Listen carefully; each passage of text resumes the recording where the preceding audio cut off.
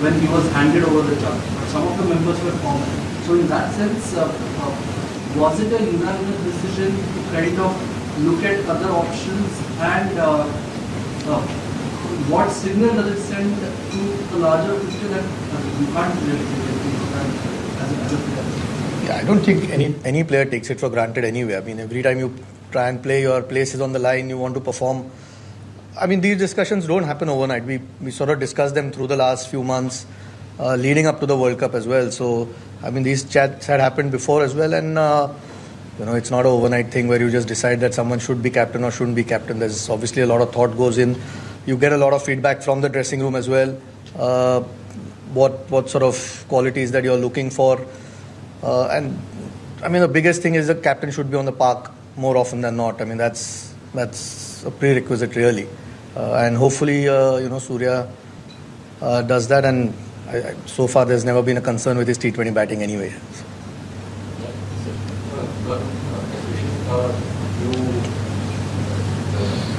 The couple of senior players that you're working with are Rohit and Virat. With Rohit been appointed the captain of the WBC, how much quality cricket is left in the two of them? Look, I think they've shown what they can deliver on the big stage, whether it was the T20 World Cup, in the 50-over World Cup as well. See, one thing I can be very clear of, I think both those guys have got a lot of cricket left in them. And more importantly, with Champions Trophy and a big tour of Australia, obviously they would be motivated enough and then hopefully if they can keep their fitness, 2027 World Cup as well. But this is a very personal decision. I can't say how much cricket is left in them. Ultimately, it's up to them as well. It's up to the players. How much can they contribute in the team's success? Because ultimately, it's the team that is important. But looking at what Virat and Rohit can deliver, I think they still have a lot of cricket. And they're still world-class players. And obviously, any team would want to have both of them for as long as possible. I think you spoke about the right Shahbaz is the right captain in the could you please talk about the hardcore certificates as a duty, and where does that leave the previous deputies like Rahul, Jaffrey, and Shahbaz as per the constitution? I didn't quite hear the question properly. I heard. Yeah. Yeah. Where does that, can you explore the 5 points of Shubhankar as a vice captain, and where does that leave the previous deputies like Rishabh Pant and Yeah, I mean, Rishabh's been out for a long time. Yeah. We need to get him back playing. That's the first thing. He's going to be a key to us as a player. Hasn't had a lot of cricket, so we've seen what he can do in international cricket. He's won Test series almost off his own bat. So we want him back playing. I think that's the first thing. You don't want to burden somebody again who's just coming back after over a year out of the game. KL, look, I mean, KL's not been part of T20 now for a little while. Again, like I said, you look at some of the feedback that you get. We've got a chance to reset the button a little bit. We've got a bit more time to plan. You want to try and see.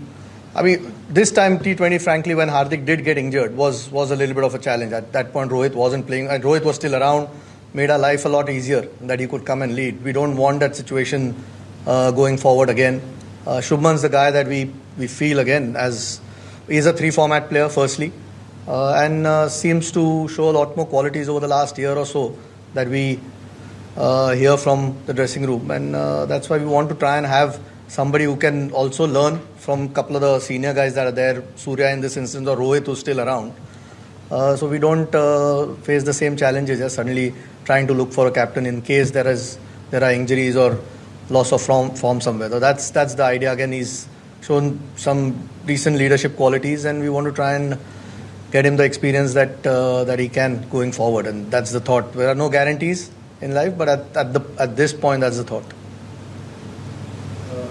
I have one question each for Ajit and Gautam. Ajit, Rishabh Pant, ever since his return, he's mainly played T20 cricket. So how did you weigh his performance, or how did you take a call of leaving Sanju Samson out of ODIs and playing Pant as the second wicketkeeper for the first?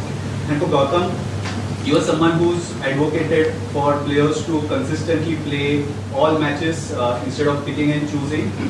So going forward, how do you look forward to managing the likes of say Rohit, Kohli, or even Bumrah, who often tend to manage their workloads and miss out on assignments? Look, I've said it before that workload management for someone like Jasprit Bumrah is important. But for a batter, if they can play consistently, if they're in good form, might as well just play all the games. And with now Rohit and Virat not playing T20 cricket, they only have 2 formats to look after. So I'm sure they're going to be available for most of the games. But yes, for Jasprit Bumrah, because he's one rare kind of a bowler which anyone would want, so it's our responsibility to try and have him fresh for most of the important games. That's why workload management, not only for Jasprit Bumrah, but for most of the fast bowlers, becomes really, really important. With regards to Rishabh, I mean, before his unfortunate accident, I mean, he's been a key player for us. Yeah. So now that he's back, like I said, you want to get him around the group again, playing again. So KL's been terrific in one-day cricket. We've seen he had a great World Cup as well. So yeah, unfortunately, someone had to miss out, and in this instance, it was Sanju. Look, these guys will have to keep getting runs, keep performing. Otherwise, there is another quality player waiting. Big test season coming up. We obviously feel these two will have a huge role to play. And to get Rishabh playing again, just, he's, like you said, he's only played T20 cricket. To get him 50 over will be another step forward. Hopefully, he can keep building on what he's done so far.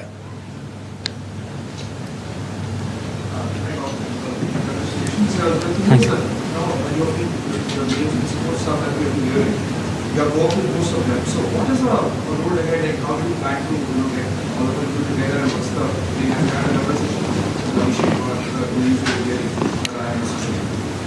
the See, this is going to be the crux of the support staff. But then, as I said, that we still have 1 month after the Sri Lanka tour. Obviously, we'll try and finalize after the Sri Lanka tour. But importantly, yes, I've worked with people like Ryan. I've worked with Abhishek very closely in last 2 months, especially during the IPL. So obviously enjoyed working with them. Absolute thorough professionals, both Ryan and Abhishek. Hopefully they can have a really successful stint with the Indian team. There can't be a bigger, better opportunity. I think so. Hopefully we can have a successful tenure as coaches, and really looking forward to working with the rest of the other guys as well. I've had some really good feedback from the players about the other guys as well. So really looking forward to working with most of them. What are the learnings from your mentorship of actually NSG and KKR that you would want to apply in coaching there? Like how transfer is coaching as compared to being a mentor? My experience or my learning has been very simple. In a sport, it's all about winning. So I don't deviate from something like that, because we are in a profession where ultimately there can only be one winner. And we try and play fair, we try and play hard, and more importantly, we try and come back in a winning dressing room and a happy dressing room. And a happy dressing room is a winning dressing room. So very simple. See, I think I don't like complicating things. That's the kind of profession I'm in. And hopefully we can continue that way. Ultimately, it's the players' team. Support staff is there to try and maximize and try and get the maximum out of their potential, make them express the way they want to, give them a lot of freedom, and more importantly, try and make them happy as well, because sometimes international cricket can be tough, can be insecure as well, because only 15 can play, but more importantly, it's the job of the support staff to try and keep them in a happy space, and that is going to be one thing which we definitely will be working forward. My question is for Hardik and are you looking to have or planning to have specialized teams for all different formats? And is Surya's name being discussed for India team against India? Sorry, specialized, I didn't. Are you looking to have or planning to have specialized teams for all 3 different formats in the future? And is Surya's name discussed for India? See, eventually going forward, these things happen. Like for example, Virat and Rohit and Ravindra is not there in T20. So it will happen. But can't say right now that they're going to be 3 different teams. I think T20 will obviously go through a transition with 3 seriously good players, world-class players, retiring from T20 format. But yes, in 50 overs and Test cricket, I'm sure I think the more consistent we can be, the better it is going to be. The more players who can play both the formats, it is always better for any team. So that's my opinion. I think Chairman can give his opinion. That's what I feel.